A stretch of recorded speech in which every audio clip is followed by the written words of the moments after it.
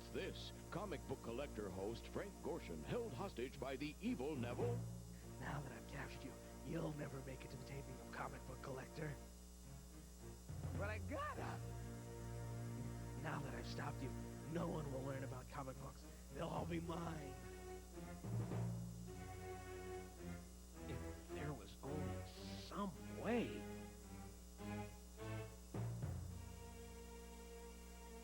Thank goodness, young John Crane is reading of Frank's predicament.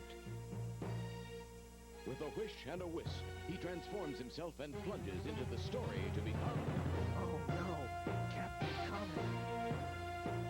You're finished, Neville. When will you learn that comics are for everyone? You can't do this to me.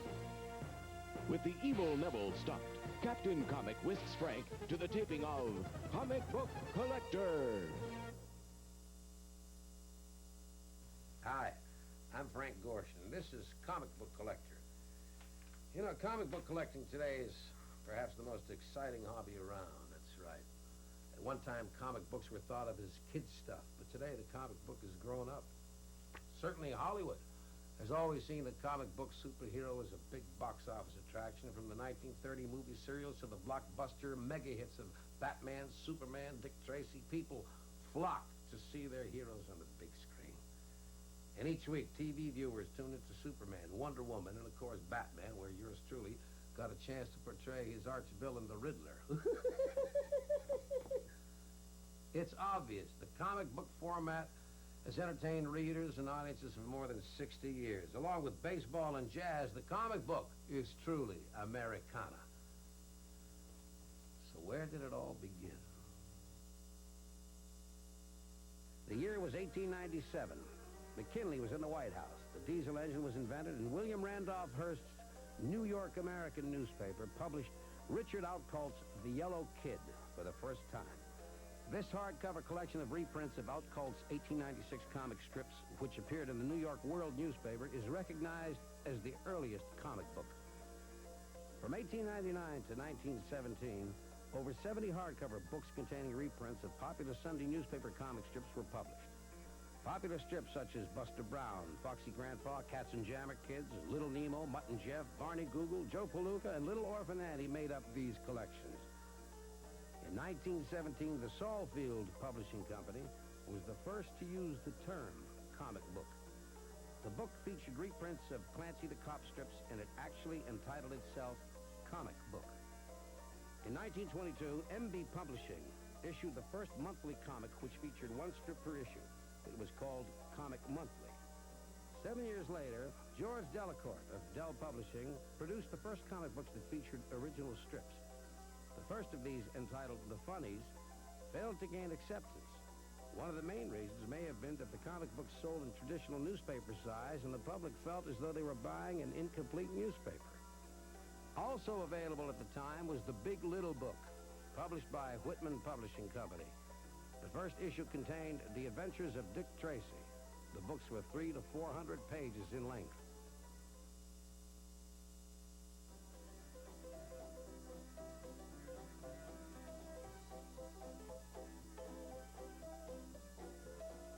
In 1933, an idea struck Eastern Color Printing Company of Waterbury, Connecticut.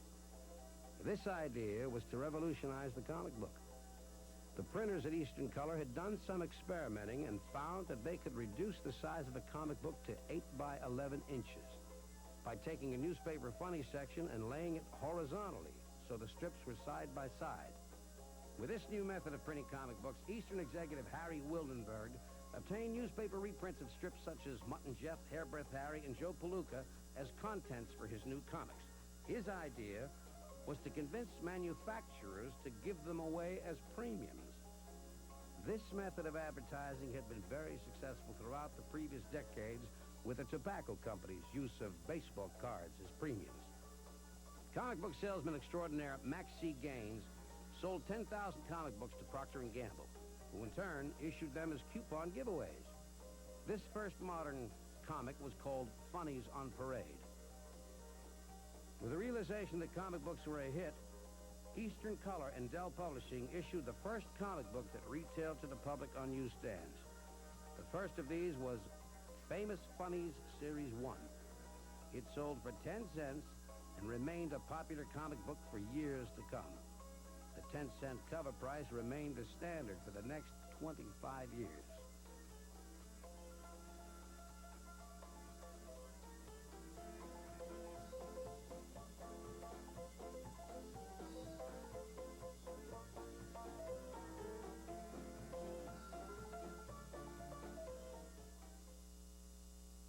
Well, look, Pilgrims, up in the sky. It's a bird.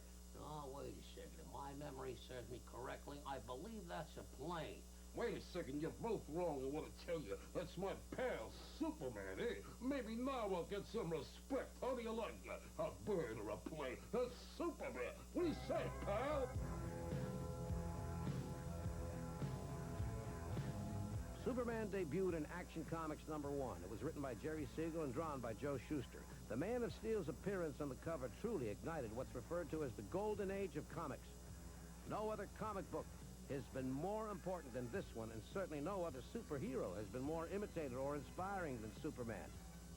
A year later, DC's Detective Comics #27 debuted The Batman.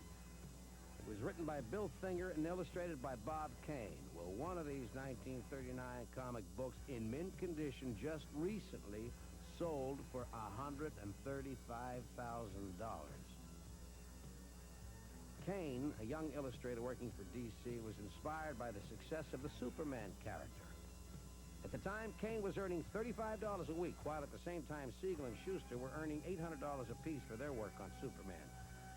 As legend has it, Kane worked up the Batman character over a weekend. Influenced by Da Vinci's Flying Machine and the film The Bat Whispers, Kane created the original Batman. Although Superman and Batman shared a huge financial success, their personalities as superheroes were as different as day and night.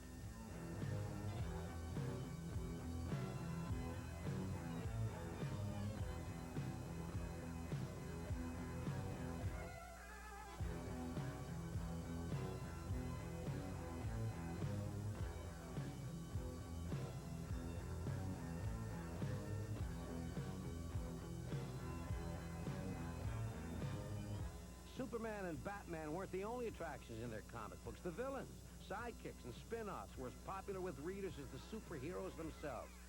That's right. Wait till you get a load of this.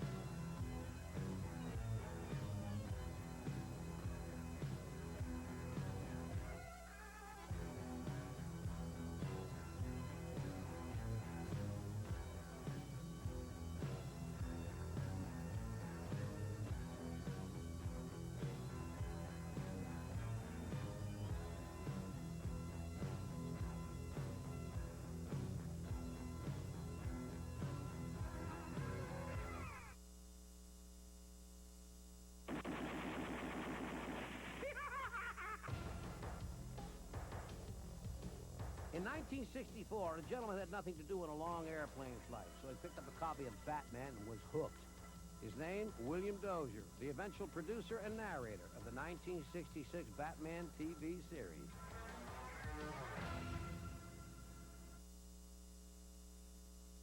By 1940, the original comic books surpassed the Sunday reprints in newsstand sales.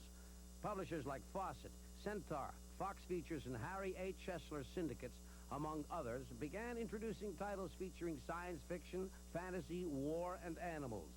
It was evident that the comic book market was booming and readers were embracing these new characters as well as the new and exciting superheroes. Max C. Gaines left DC Comics in 1945 and opened up his own company, EC, which began an unsuccessful run of comic books entitled Picture Stories from the Bible and Stories from American History. At the time, EC stood for Educational Comics, which by 1947 was changed to Entertaining Comics by Max C. Gaines' son, William, who was now running the show. When I was a kid, I read science fiction pulps and horror pulps, and they were my favorite reading. So basically, I was putting into comic books the same kind of stuff that I had read as a kid. And since no one had done quite the same thing in comics before, although it was old stuff in pulps, my comics were unique for a while, so everybody imitated them. We had a tremendously talented staff. The stories were good. The artists were the best in the field.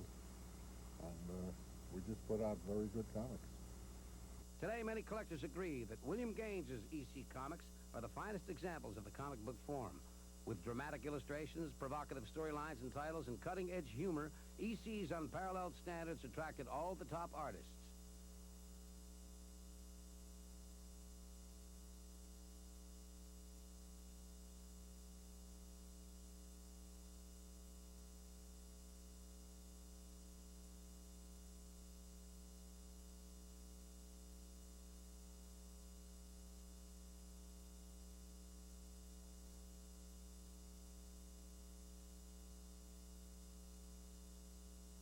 Archie Comics was originally known as MLJ Magazines.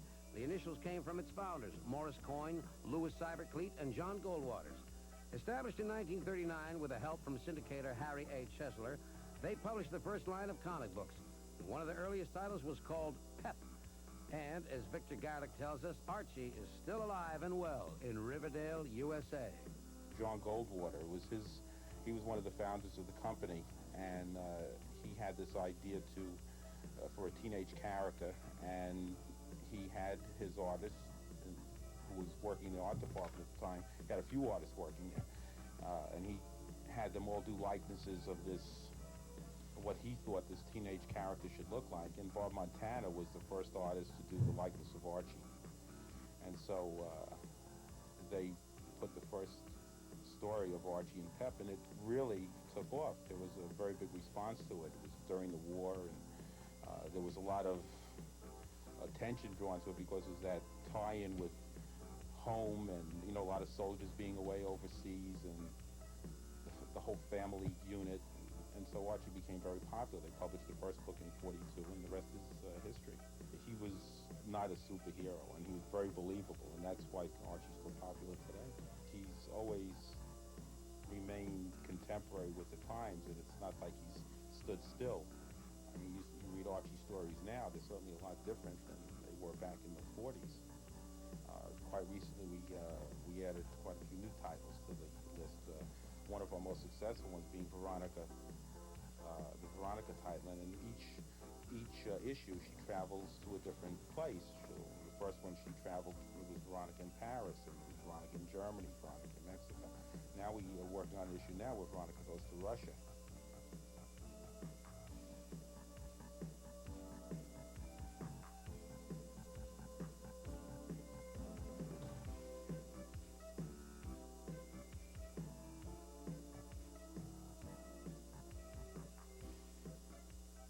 In 1954, Dr. Frederick Wortham published a book called The Seduction of the Innocent.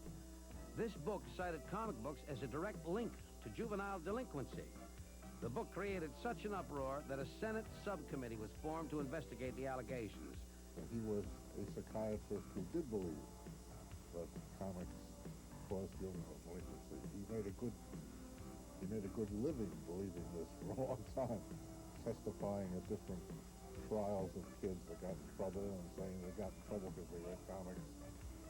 subcommittee was attempting to blame comics for juvenile delinquency on the theory that every juvenile delinquent had read comics. They had also eaten ice cream, but somehow that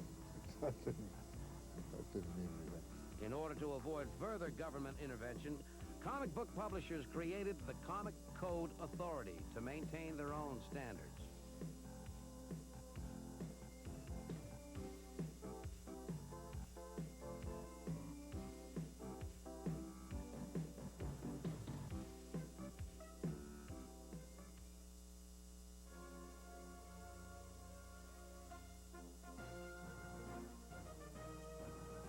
The reissue of DC's The Flash, a 1940s superhero, is cited as launching what is referred to as the Silver Age. Perhaps the best-known name associated with comic books, besides the superheroes themselves, is Marvel publisher Stan Lee. He started writing for Marvel in the 1940s, and by the 1960s, Stan Lee had brought Marvel to the forefront of the comic book world. With the debut of the Fantastic Four, Marvel quickly had the hottest-selling comic book of the 60s. Marvel's working artists Jack Kirby and Steve Ditko, along with Stan Lee, created some of the most dynamic superheroes that are as popular today as when they debuted.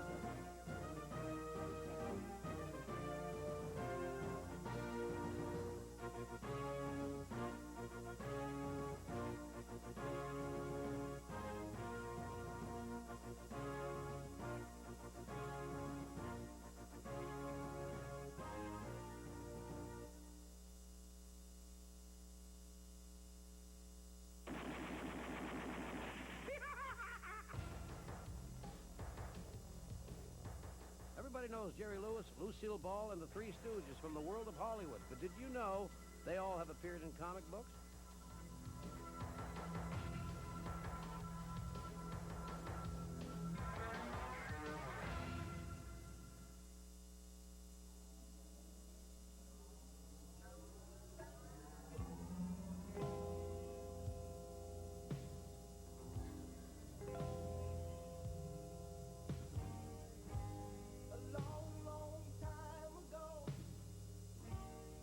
Things were not so planned, you know.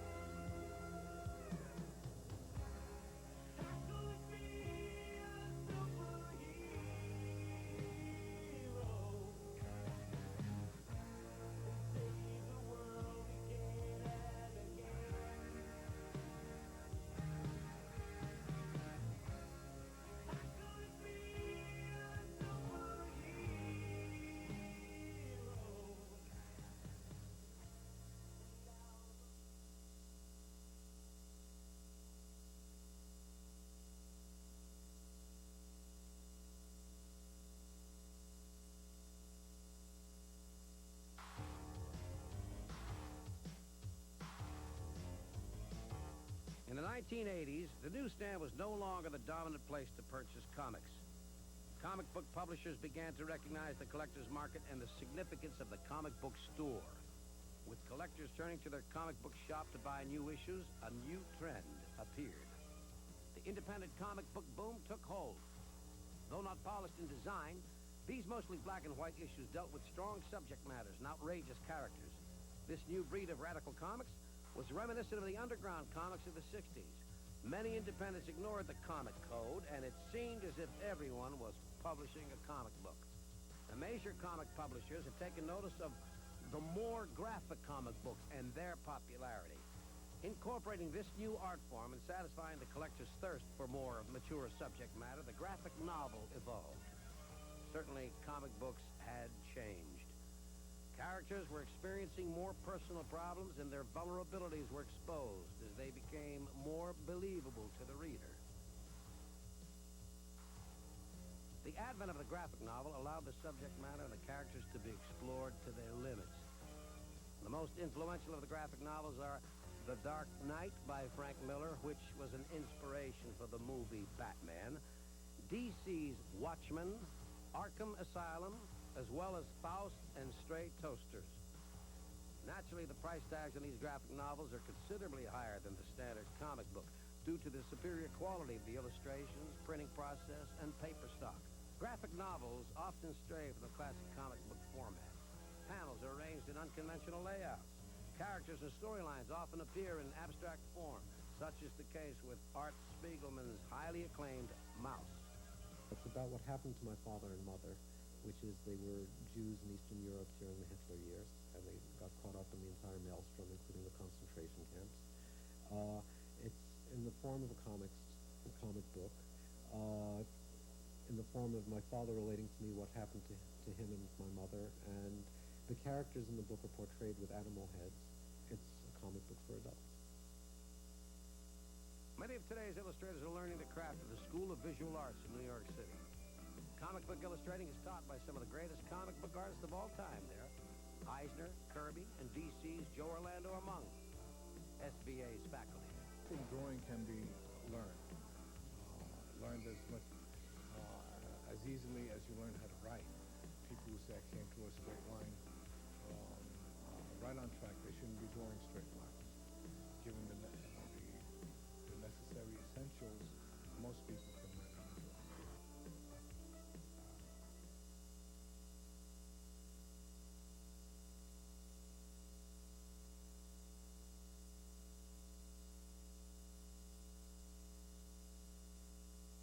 One of the most important things about being a collector is knowing how to take care of your comics. Comic book paper contains acid, which is a residual effect of the manufacturing process. This accelerates the aging process. Although you can't stop the aging process, here are some products that help slow it down. You've probably seen comic books in plastic bags at comic stores and conventions. These sleeves are especially designed for comic book storage. Two of the most popular are polypropylene and mylar bags manufactured by DuPont. You should get into the habit of changing the sleeves every 2 to 3 years for maximum protection. It's also a good idea to use acid-free backing boards. These prevent your comics from creasing and bending while in storage. Collectors should keep their collections in storage boxes. Boxes free of acid are also available to collectors. By following these steps, you can assure yourself a long-lasting collection.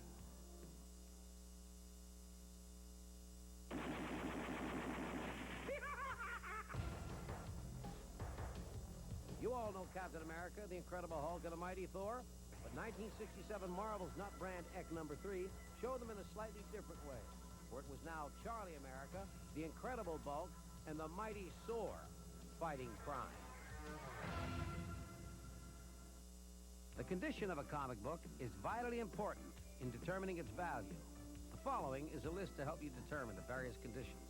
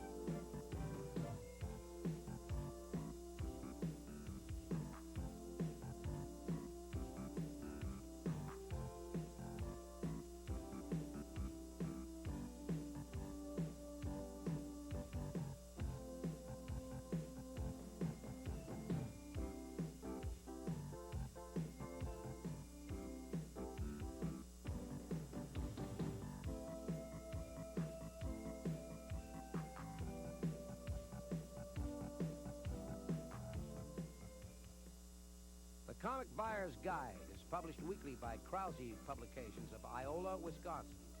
It'll help you find out the value of comic books, how to buy and sell by mail, and what you need to know to keep abreast of everything happening in the hobby. You'll be able to find the latest issue at your local comic book store. Along with Krause, there are other comic book guides and catalogs that range in subject and can satisfy the beginner or advanced collector. Krause also publishes a price guide, and along with Overstreet's official comic book price guide, you'll be able to determine the value of every comic book ever made. Comics are listed by year and title and are priced according to its condition. But remember, if you're selling your comic books, expect dealers to offer a lower price than listed.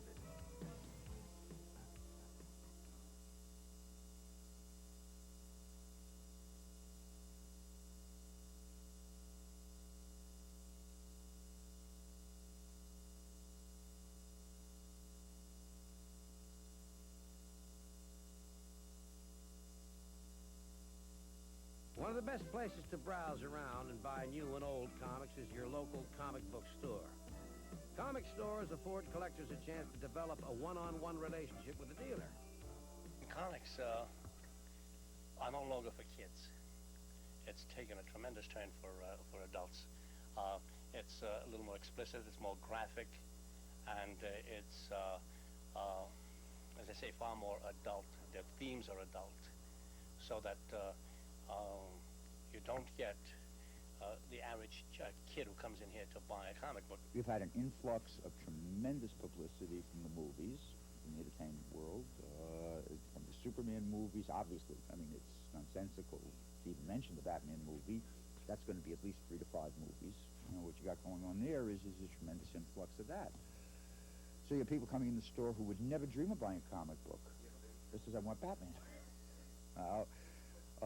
And the other thing is it has become an investment item, which has drawn in a tremendous amount of new people into the field. That in turn has caused comic prices to rise because comics that you couldn't sell 20 years ago, you can't find today. Parents buy comics for their kids, parents buy comics for themselves. We have lawyers, we have doctors who look at it as an investment. Comics can increase in value very quickly, and people want to capitalize on that. It's like stocks. They want to get in. They want to get the popular titles. They want to ask me what's going to go up next month, what's going to be of value, and that's what we do. We try to guide the people who are into it for investor into the books that are going to increase in value. But then there's a whole other realm of the hardcore fan who's been buying for 20 years or 15 years, and they love the stories, they love the art. And it's like it's a marriage between the two types of collectors. Well, there's so many comics to collect. I would say the first thing is find something you like. Find something you really appreciate. More than the intrinsic value, the monetary value of a comic, the personal value is a lot of it. I mean, I couldn't collect every single comic in the world, but there are a few titles that I collect religiously. I'd say find a comic that you really like. Make it not something that you couldn't collect everything of. Make it a feasible goal, and start collecting back issues. Collect all the current issues, of course, but see if you can get a whole series together. This is a place you can come to all the time. The schedule of new books is pretty consistent. In fact, the schedule of any particular book is fairly consistent, especially from the major companies. And this will allow you, the amount of copies that a store will carry will usually allow you to be sure you get a copy. And many stores offer a subscription service, whereas you can give them a list of the books that you collect, and they will pull them for you. So you can come in 3, 4, 5 days later. How do you start to collect anything? Right? You develop an interest in it, and then you want to pursue the interest. All across the country, collectors also look forward to weekend conventions. Collectors can find almost every comic ever made at these cons. You'll find that dealers specialize in certain categories of comics. You usually get your best buys at these shows, but remember to shop around because many dealers carry the same stock and prices may vary. At these shows, you'll also have a chance to meet some of the top illustrators and publishers and celebrities who've portrayed comic book characters. We're a long-time reader readers of comics, and we enjoy the work that the professionals in the field are doing, and this is a chance really for fans of comics and readers to get together with each other and also to meet some of their favorites, and that's the idea behind the convention. It's a social event, also a business event in a certain sense, but more or less for everyone to get together and celebrate their love of comics. And we've been doing this for many years, and as fans ourselves, it's really a pleasure to see all the people turn out to enjoy the show with us.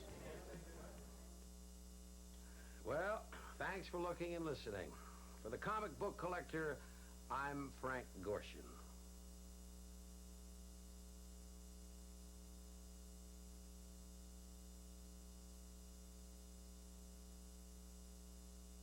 Also available in the Collector's Series, Baseball Card Collector, hosted by Mel Allen.